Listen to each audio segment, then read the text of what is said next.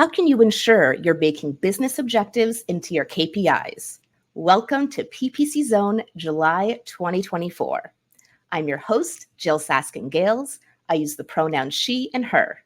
I'm a Google Ads coach, ex-Googler, and the founder of Inside Google Ads. I created PPC Zone in 2022 to elevate new perspectives and insights in our industry. PPC Zone is sponsored by PPC Live and Inside Google Ads.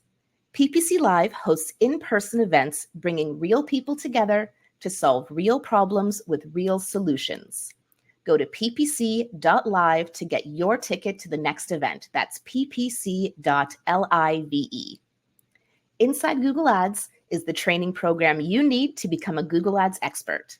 Get 20% off your first month or first year with code PPCZone. Go to learn.jill.ca to learn more. That's learn.jyll.ca. Next up in the zone, this speaker is the head of paid media at Evoluted. After nearly 10 years in the hospitality industry, he took the leap into digital marketing, and we're glad he did. Over the last 5 years, he has come from being a marketing executive in a family-run stockholding company to leading the paid media team and promoting positive well-being. Today, he's going to share his perspective with us on how to bake business objectives into your KPIs and account. Please welcome Chris Ridley. Thanks, Jill, for that introduction. As Jill's mentioned, I'll be introducing how to bake your business objectives into your KPIs. The objective for this 7-minute talk is to teach you the basics to align your KPIs for your marketing channels with your business's overall objectives and their own KPIs, or at least with your marketing department's goals or the internal marketing department you're working with. Sometimes you can't always link it straight to the top, but making sure that those line managers and those key account holders you're working with are all on the same page with you is the next best thing. So before we dive into it, I need you all to ask yourself a few questions. Have you ever hit your targets just for someone to tell you it wasn't good enough and they weren't seeing the returns they wanted? Have you ever been asked to set targets without any context about how much they need it to be or what actually happens after you get that lead in? And have you ever been forced to give targets without even considering your agency costs being factored into it, or if you're in-house, your own salary and costs factored into it? If you answered yes to any of these or all of them like I have, then you're in the right place, and I'll be able to help you make sure the KPIs that you set take all of that into consideration, and in the end helps the business know that they're generating positive return on investment. We have to understand that there are a lot of factors going into these, and that big issues we saw with those 3 questions is none of these were taken into consideration. So let's have a look at these numbers then, and let's get stuck into the maths.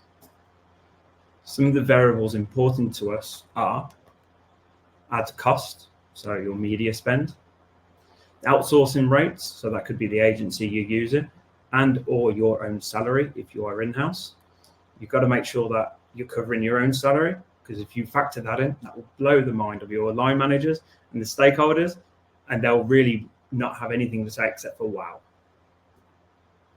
Any software subscriptions, this is often overlooked, but if you're using anything like Ahrefs, Optio, any other tools that are third party that have a cost to them, you need to factor them in when you're trying to work out if you're doing a positive return on investment within your marketing campaigns.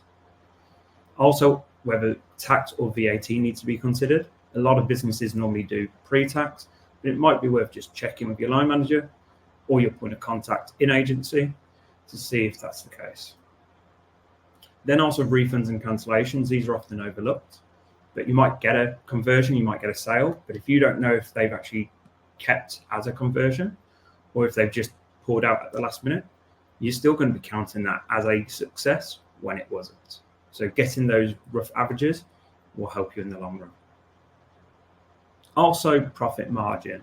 This is especially important if you are doing e-commerce. Know what the profit margin is. You can then tell your employers or your clients that you are bringing a profit into the business or you can see if you're looking at a loss, what you need to do to improve that. And then we've also got average order value or lifetime value. Lifetime value is usually used for more lead gen and bigger funnels where you can attribute sales back to the first point. But average order values can also work if you don't have those data available to you. And finally, we also have the lead to sale conversion rate, which is particularly important for lead gen. While you might get a lead in, you don't know if they're actually spam and just not a good quality one, or if we lost them in the last minute. So being able to track that will be really useful. And even just having an average for that conversion rate, you can make estimates on how many of your leads turn into actual sales. However, if you don't know your profit margin, like I've mentioned, you won't know if you're running at a profit or loss. So if you're being given KPIs regarding finances and making sure that your work is a profitable campaign, you've got to make sure you know the profit margin, even an average one for the business, to calculate that backwards.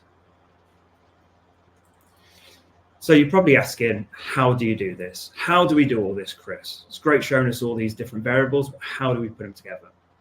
And how do we work out what they each are? My answer to you is use your words. Speak to those people in the company that have these knowledge. Speak to the finance team to work out the profit margin. Speak to the sales team to find out how many of your leads turn into sales and how many of them are actually spam. Speak to everyone and anyone you need to get an insight into cancellation rates, refund rates, any other costs, the cost of your subscriptions. And at that point, we can start baking. And with all good baking sessions, you need a cookbook.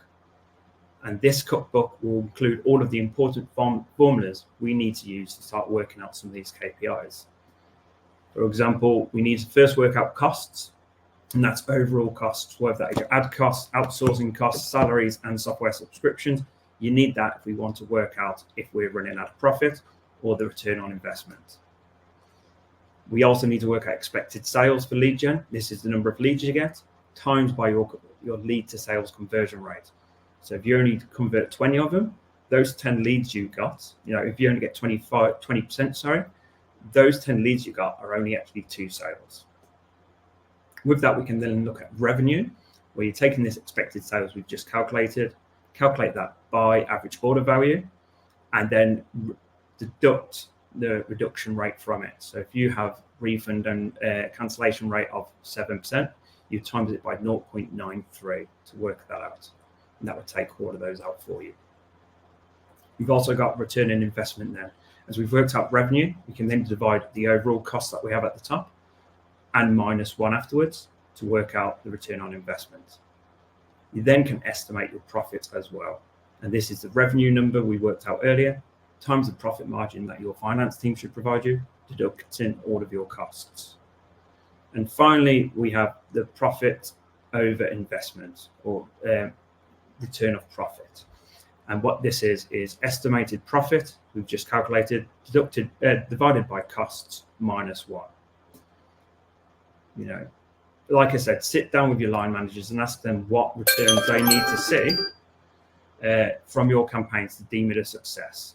Once you've done that, you'll then be able to calculate a break-even point for you. For return on investment, you want 1 as your minimum, that's break-even. For profit over investment, you need a 0. Anything above those numbers, I'm making a profit for you. Thank you for coming to my talk. If you need to contact me in any way or want to connect, here are all my contact details. Thank you so much to Chris for sharing your unique perspective and insights with us in the Zone. If you'd like to connect with Chris Ridley, you can find him on X and on LinkedIn. Our next event will be on August 13th, 2024 at 8 a.m. Pacific, 11 a.m. Eastern, 4 p.m. UK, 8:30 p.m. India time. We look forward to seeing you there on YouTube, LinkedIn, TikTok, or Instagram. To learn more about PPC Zone and our wonderful speakers today, or to apply to speak at an upcoming event, visit ppc.zone. I'm your host, Jill Saskin-Gales. You can find all of us on LinkedIn and be sure to follow me to stay up to date on future events. I look forward to seeing you next time in the Zone.